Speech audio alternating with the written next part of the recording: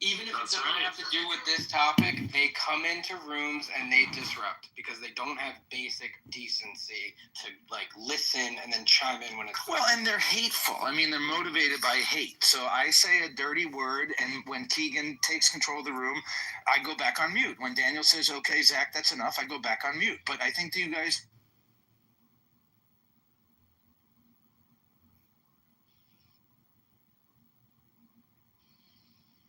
I don't know if it's me, but you cut off. Anyways, continue, Keegan. Great room so far, by the way. Yeah, I'll reset the room here.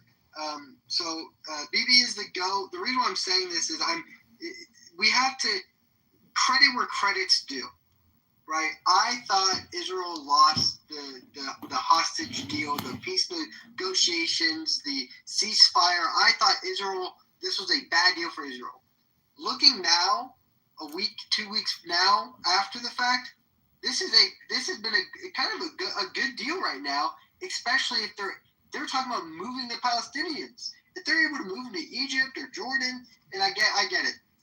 We don't want to. Jordan seems like not the right option. Egypt maybe if you give them enough incentives and money and they're able to allocate it correctly and properly. But if this can all work out and Netanyahu can do this peacefully with a peaceful transition, he might go down as one of the greatest wartime presidents.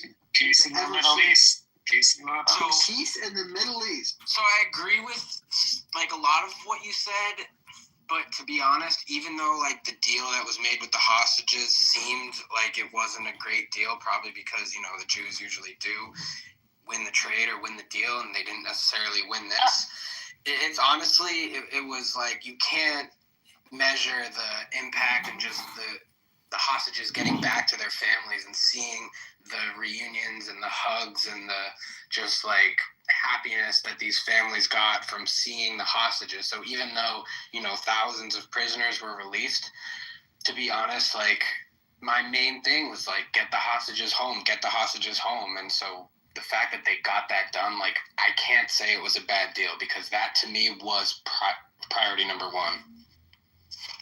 And you have this Hamas thing that is in Gaza, but I think that what a lot of people that are pro-Palestinians, that are supporting Hamas, they miss is that Hamas is a terror organization, and Gaza is in rubble. I mean, you can say, oh, who caused this, or all this bullshit, but the fact is still that it's in rubble.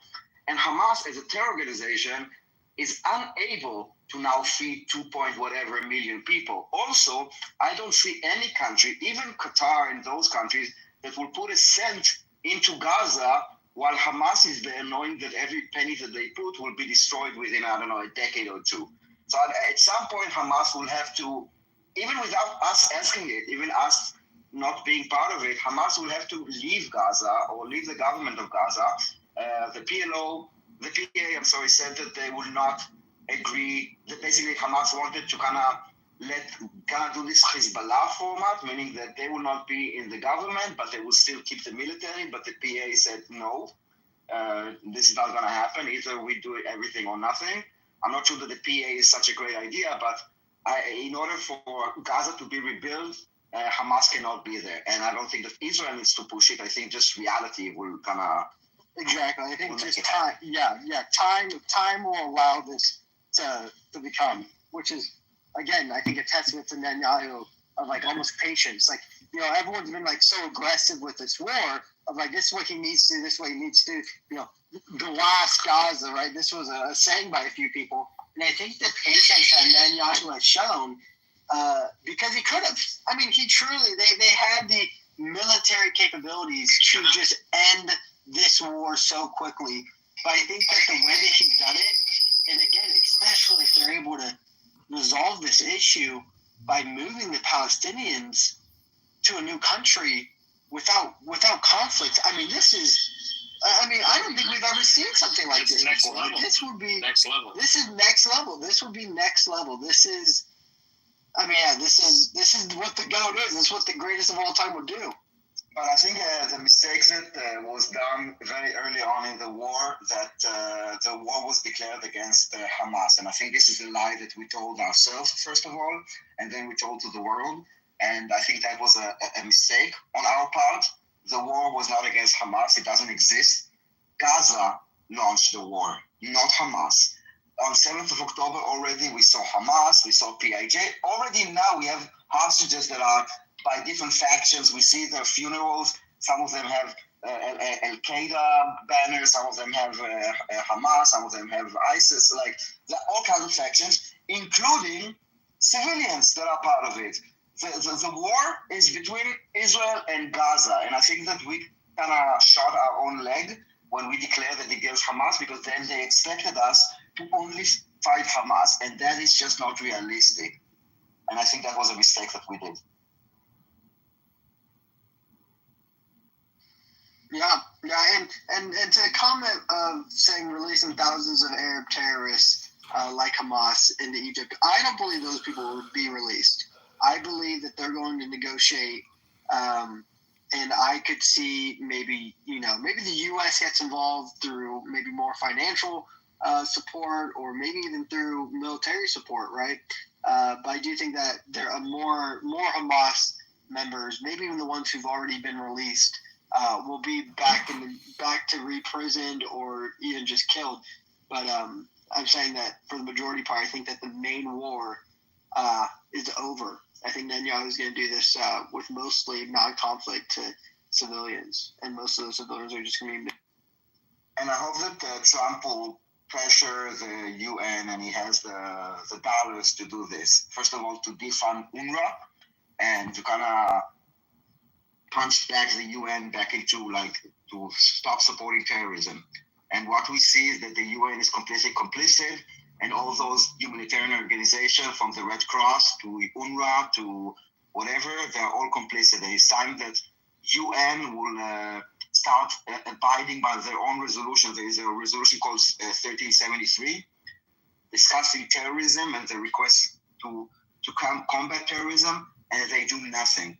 Not only do they do nothing, they actually assist. I just heard that there are like 30 countries that are now demanding from the European Union that UNRWA will be cut off the UN. Finally, after the last hostage said that she was held in an UNRWA facility. I mean, how many more evidence do we need to have that UNRWA is Hamas? And the way that Hamas can operate is with money. With no money, they cannot operate. And UNRWA was the way that they were able to launder a lot of money. Now that we closed the Philadelphia corridor for imports, this is something that Trump can definitely do to pressure Hamas. Understood. I mean, their history. They're not going to be allowed to operate either. I mean, that's that is a non-issue, at least. Wait, whose history, Ian? I missed that. UNRWA. UNRWA's history. I mean, Hamas is going to be history. It's there's nothing to really discuss here with everything that's gone on in the last year and a half. It's not just UNRWA. I mean, the UN has like the special rapporteur, and they have like even the UN Secretary General. They are all complicit in a way. And I don't know how much of the UN is funded by the United States, but I would assume a big portion is funded by the United States. But the UN is a cesspool. It's been a cesspool. Exactly. It's time to clean it up. Yeah, so we gave nobody cares what they have to say. We give them billions to refurbish the headquarters in New York. I know that. Yeah, man. I mean, not only the facilities in New York, but I'm sure that a lot of the funding, the majority of the funding is coming from the United States, and then probably Germany and some European countries. But the United States definitely can start pushing back on, otherwise the ICC, the ICJ, all those corrupt organizations, they need to kind of snap back to reality. You cannot have the democracies will have the same vote as, Uganda and whatever. It just doesn't make any sense. Well, I mean, all you really need to look at is who's on the human rights committees in the UN. Yeah, Saudi Arabia. Other stuff. Yeah, I mean, it is such a joke that this is what they do. And I mean, the one thing, there's a lot you could like about Trump, a lot you could hate about Trump. but the guy is a straight shooter. I mean, he sees the BS for what it is, and he's, and he's not going to tolerate any nonsense. I mean, did he say anything? Because I didn't hear him say anything about the UN in particular. This may be my wishful thinking or hopeful that he will do something, but I never, and maybe I missed, but did he say anything about reforming the UN or anything? He has no respect for the UN. I mean, he's. But did he make any? Yeah, like after Any he came declaration? out, he pulled the U.S. out of the WHO. It's only a matter of time before he has something to say. Yeah, and I mean, and he also, I mean, he's going to laugh at the ICC and the ICJ, based on how they operated also over the last year and a half. I mean, take my word for it. It's a non-issue. I mean, things are going to be changing significantly in the near future. Is it a wishful thinking, or is it something that I have the same thought as you? Look what he did with NATO, right? Like he threatened these NATO countries, saying, "You better pay your share, or else we're pulling out." And all of a sudden, they started paying their share. For NATO. For NATO, the NATO countries, they don't donate to their own defense. And, I mean, he saw that, for the BS that it was. And it's just like, he was right about that. But even the whole thing with the UN, what has the UN accomplished, I don't know, over the last 10 years, 20 years, 50 years? What the hell have they actually accomplished? I mean, nothing. They're a joke. And, as I said, he's no nonsense with this. And everybody that I see has gotten to his administration. What I would give to the UN, is it does give a platform for people to talk behind the scenes. Like, forget about the General Assembly, but there's a lot of meetings that happens in restaurants and hotel rooms, sure, with different countries. I think that's a good thing. Well, yeah, I mean, but the UN in general, it doesn't really have, and let me tell you, I would love to see them leave the U.S. I mean, do you have any idea how valuable that land is right there in New York City, right there by the water? I mean, it's a joke. It's a joke. And I'm just telling you, things are going to significantly change. He's made it, this is his mandate. I mean, the pro-Palestinian side is not going to be happy how things are going to be in the next 1 to 2 years. Well, I don't think they're going to leave, because it was maybe 6 years ago where the UN was like, we need to find newer digs, right? This building is too old, and that's when we gave them a lot of money to stay in New York and to refurbish the building. So I doubt they're going to leave at this point. No, pro-Palestinian is just pro-Palestinian is just euphemism for anti-West. He's not going to tolerate that on U.S. soil. I'm just saying. I mean, I'm seeing how he's acted in under 2 weeks, and he's made it abundantly clear where his mandate's going to be. And I mean, for the pro-Palestinian side, it's not going to be pretty. It's the same thing. The stuff that you saw on the college campuses, that shit's over. Yeah, he said. Did you guys see that? I forget what college it was, but this Chinese immigrant, Chinese student, who was she was one of the people who were spearheading these protests. He shipped her back. Yeah. Well. Diogenes, be careful in here, Diogenes. I am kicking, so be careful. Oh, I'm not afraid of you, Keegan. Keegan, are you threatening Diogenes? Are you threatening Diogenes? I'm not trying to threaten Diogenes. This is a pro-Israel room here, Diogenes. Oh, what are we? Oh, good. Well, I'm happy to be a part of a pro-Israel room, because I absolutely am pro-Israel being nuked into orbit. Yeah. All right. It was good hearing from Diogenes. We love Diogenes. And they call us genocidal. You see, this is amazing. Is he allowed to say that? I kicked him. He got kicked already. No, but I'm saying, is he allowed to say that in America? Don't you get deported when you say that now? Hey, he's being honest. Well, he's an American citizen, so he's not going to get deported. Yeah. Those are the people that are planning genocide. You can't deport somebody who's an American citizen.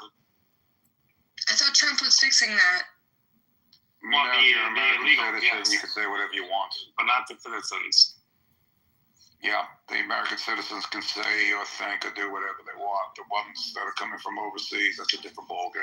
No, you can be prosecuted if you like support terrorism and stuff like this. Not deported, but you can be prosecuted. Even Venezuela was like, no, we don't want our people back, and eventually they caved.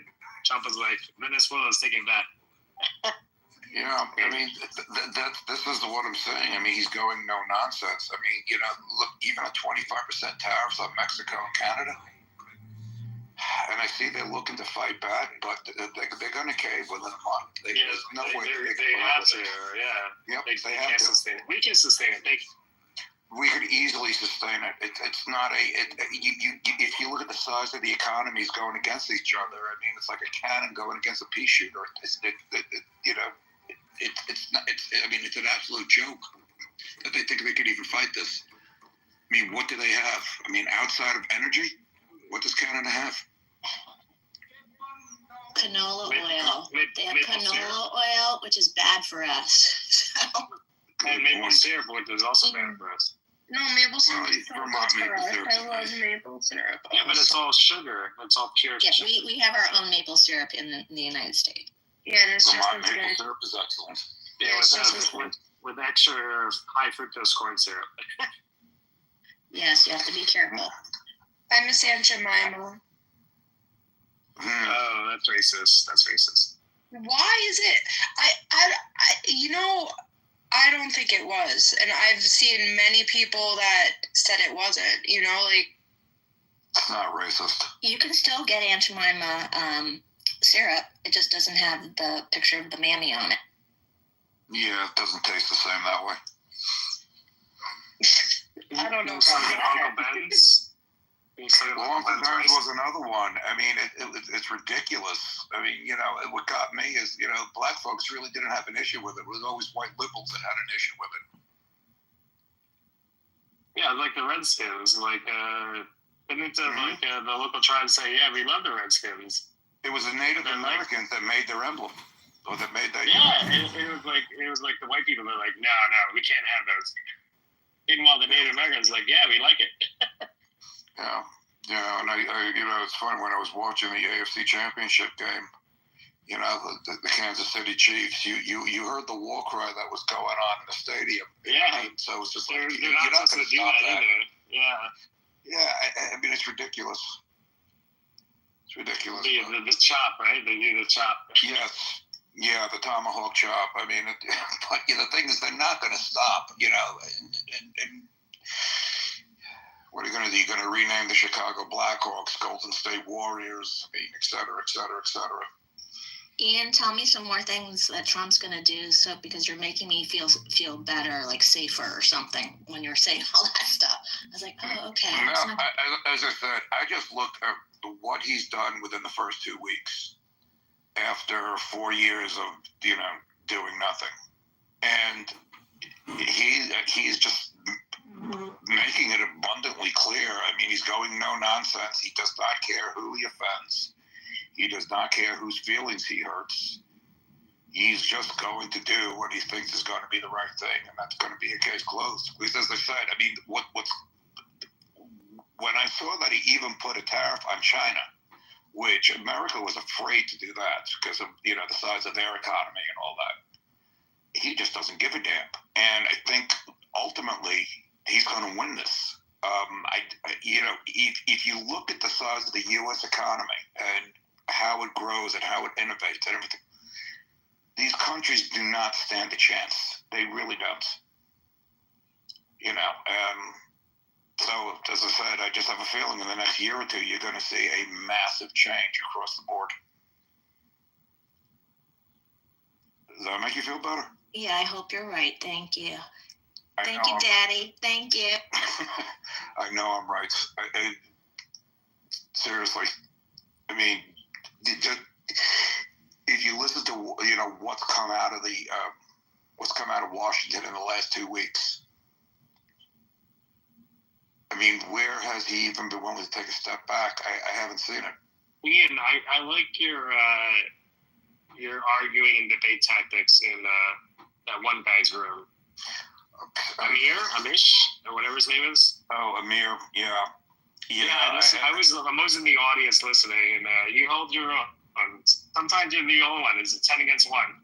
But you did a good job. No, it's entertaining. I mean, I know these guys are butthurt and stuff like that. They're completely unrealistic. They don't. It's amazing how they come up with that's the best way I could put it. The theories that they're coming up with. It's a lot of a what about them. Like me say something like, what about this? What about this? What how about you answer the question I just asked you? Yeah. I don't want to answer those questions. Yeah. No, they don't. No, they don't. And I mean, I forget who that. There's one guy in Edward. I mean, he's Edward. Yeah, the guy that was like calling out your real estate stuff, right? Or something like that. Oh, you were in for that. Yeah, I was listening. I was in the audience. Yeah. Yeah, no, that. I was like, how dare you? And you're like, you're a crook, or whatever he said. Yeah, no, that was absolutely fantastic. I mean, it's just like, somebody like that watches a movie like The Big Short, then they think they're a complete expert on what happened on Wall Street 2008, and it's just like, no, it was way more complicated than that. Yeah, that was definitely entertaining. That was entertaining. I mean, that was entertaining for me. Like just listening in the audience was entertaining. Well, I mean, look, just to make a quick summary here, you had more than enough players that were responsible for what ultimately happened. And you have to know each player's, role in this thing. And I mean, and he doesn't. I mean, he's a bean counter from West Hartford, so how the hell would he know this stuff? The biggest issue I had with him was he's like, you think Scott Ritter was a legitimate source? Like, you serious? Well, bean counters from West Hartford get the research stuff. I don't know the quality of his research, but I don't put it past anyone to learn anything. They're polymaths. Is it true? Like, he was trying to say that West Hartford is a high Jewish population. Is that true? Yes, that's where my wife grew up. It has a lot of... But there's a lot of Jews in a lot of different areas. I mean, let me put it this way. You're going to be surprised to hear this, but there's a large Jewish population in Greenwich, Connecticut also. WASP capital, USA. And, they're going all over the place. So mostly Reformed Jews in Greenwich. But also that's new. Like that hasn't been the case for a long time. Like 30 years or what? Well, my dad was in Westport, so that's something, but not Greenwich. Yeah, well, Westport's one of the 4 boutique neighborhoods. Westport, New Canaan, Darien, and Greenwich. Yeah. I live in Scarsdale. That's very Jewish. That's very Jewish. That's very Jewish. That's where my husband's from, so yeah. Believe it or not, I moved to Darien, and I lived there for 25 years. That was definitely a Whose husband is from Scarsdale? What's that? I was looking at the phone. Whose husband is from Scarsdale? Okay, he's not really Scarsdale. He's Eastchester. He will say that. Yeah, but it's Scarsdale address. As a geographer, someone used to make maps. It should drive me nuts. In geographic information systems, because Scarsdale includes parts of Mamaroneck, parts of White Plains, parts of Eastchester, parts of Yonkers. It's like zip code should be aligned with taxing codes. So if you pay taxes in the village Scarsdale, that's 10583. Anything else should belong to the village you pay the taxes to. It's crazy. That's why I prefer Connecticut. We used to live in Chestnut Hill, Massachusetts, which is really south. It's really Brookline, Massachusetts, but it had its own zip code because it was called It was a vanity zip code. Yeah. No, as I said, that's the one thing I do like about, New England in general, but the zip codes do all line up. Because you're right about always. Not always. Well, it does that in Connecticut, I know that. I mean, I was in 06820, and we did not want to have any Stanford people go to our schools. I remember that. So what was the whole point? How did we get into this whole zip code topic. It was about West Hartford and the guy saying that it was Jewish or not Jewish in West Hartford. Is that Keegan? Is that or who brought that up? I just got off the phone, so I don't know exactly what you guys are on, but I'm listening. No, it was a argument. Essentially the guy his name's Edward. I know he's I don't know if he's Palestinian or not. He's Palestinian. He is Palestinian, and he was making. He always, as I say, he talks well, and can put together what sounds like a well thought out argument, but it's usually smoke and mirrors, and it doesn't really take much to tear the thing apart. I mean, just one example, he was using Scott Ritter as his source, this expert source. And the one thing I said is I've listened to Scott Ritter over the last year and a half, ever since October 7th. And he has said the same thing in every video he has ever produced. I think so. How could you use him as an objective and a legitimate source? Besides that, he's a kiddie giver. Besides that, he's been disgraced, and so he's known as Putin's puppet. And yet you think he's a legitimate. And they will try to turn that around. Well, what can you disprove? So you start disproving what he says, and then he said, "Well, he's from East Hartford. You have a lot of Jews in East Hartford, but then I don't think you had a lot of Jews everywhere." East Hartford is East Hartford even a place? Yes, but But it's not a lot of Jews. No, not in East Hartford. West Hartford, definitely. Oh, West Hartford, then, yeah. Yeah, I mean, I'm in Fairfield County, so I don't really, associate much up there. But as I said, that's what got on that topic. And then he was trying to say I was a crook because I was in the mortgage securities market back, during the 2008 crisis. But it was, let's just say, a lot of what he was saying, it was pretty clear that he watched a single movie and he thought he was an absolute expert.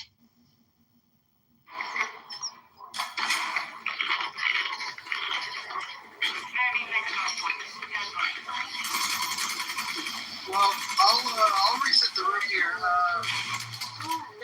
So again, I made the vote. I haven't really been the most pro-Israel guy. As some of you guys know me on the app, but what Benjamin is doing right now is very commendable. I can see this as a very pro. It's phenomenal negotiation tactics. This can end up again with a peaceful transition post-war, with Israel gaining all the hostages, Hamas fully defeated, and the Palestinians move to a new region that actually has the same culture as them, which is, again, an Arab/Muslim culture, Islamic culture is something I don't agree with whatsoever. But I mean, this seems like this is a good win that they're able to move to Egypt or Jordan or wherever, and Benjamin Netanyahu is able to regain control of peace in the Middle East, and this is a good way to do it. So good on him. Go ahead.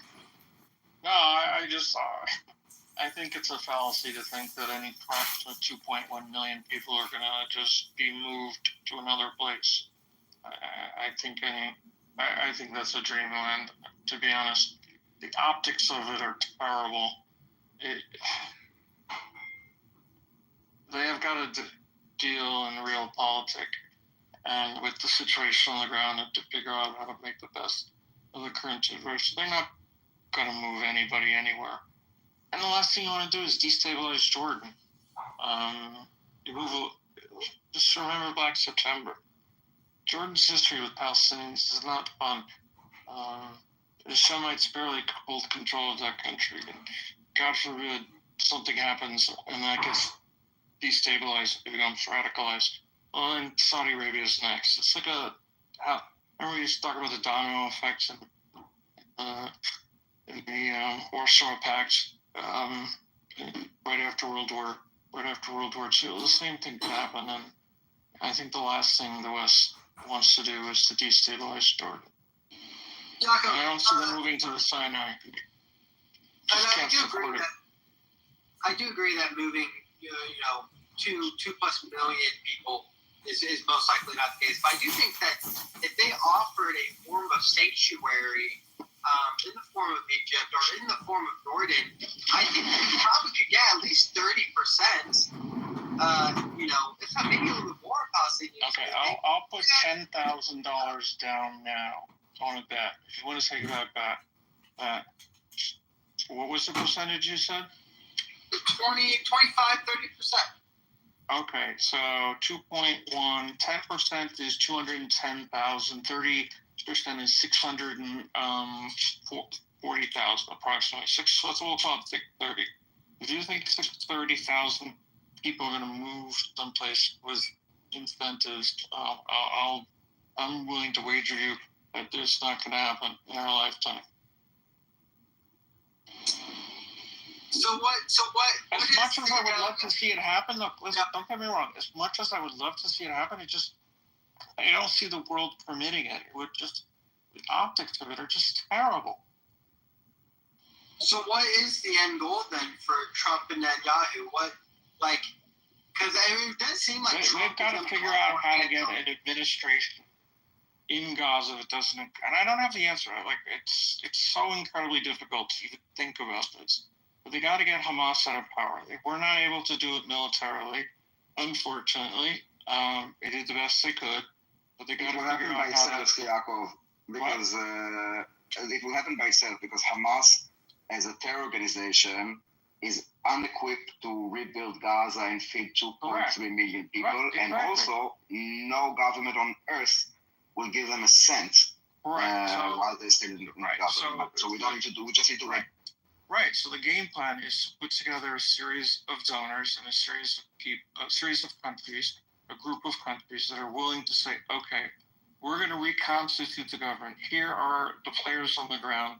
These are the people that are accountable, that will put places to make sure that greed and graft and people skimming 10, 20, 30% or 90% off the top doesn't happen again.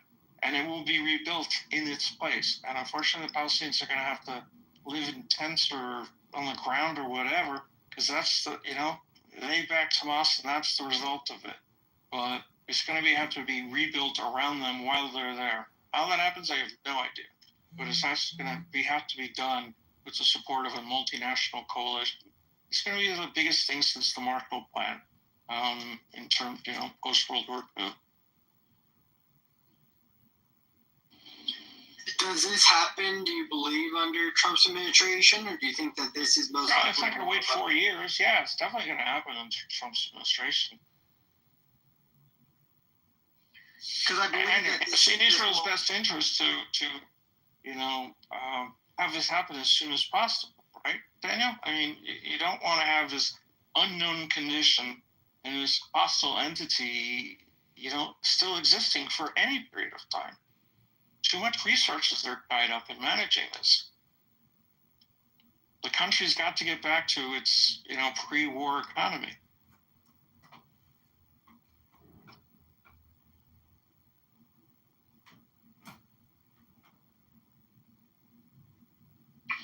Yeah, I feel like the only way to do this is when there is a pro-Israel president in administration in the U.S. I think that the full backing of the U.S.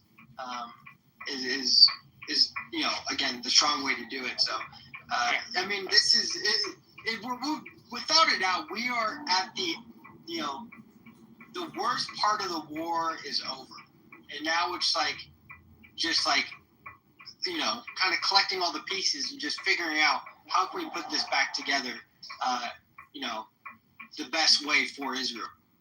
I mean, the ultimate goal would, there was a report, and I haven't been able to find it, but I remember reading it in September of 2023, that the Saudis had put together a proposal, working with the U.S.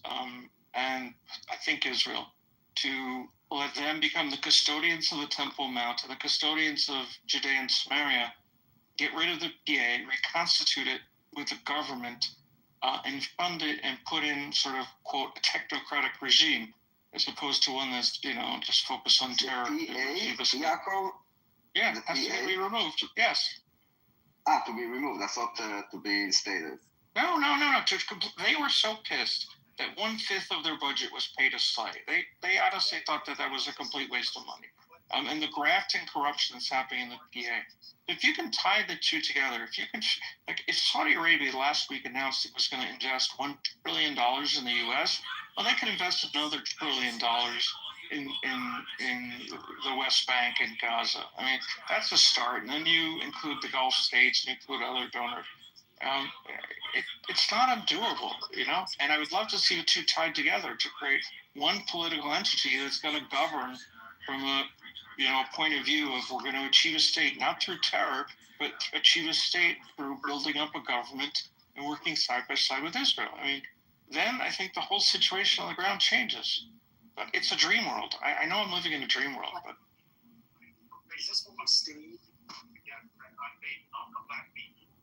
We stayed at the hotel. Gigi, do you know that you're filming a video? Someone's got an open mic. Yeah, I'm gonna. It's not Yaakov this time. Come on, Daniel. You know me too well.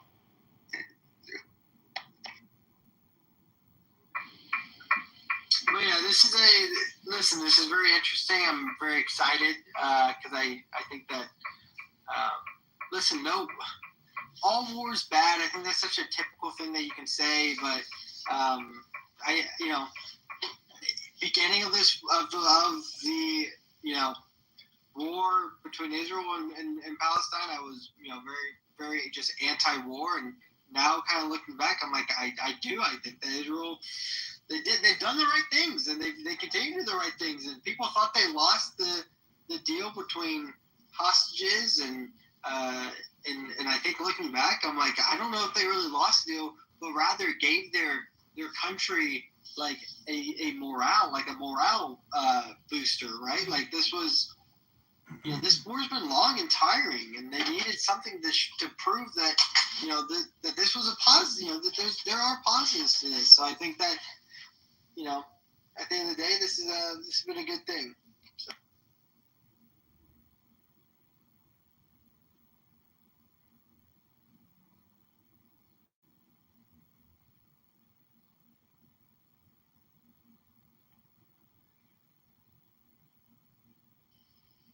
What a nice room. This was an amazing room, Keegan. I'm so glad that you opened it.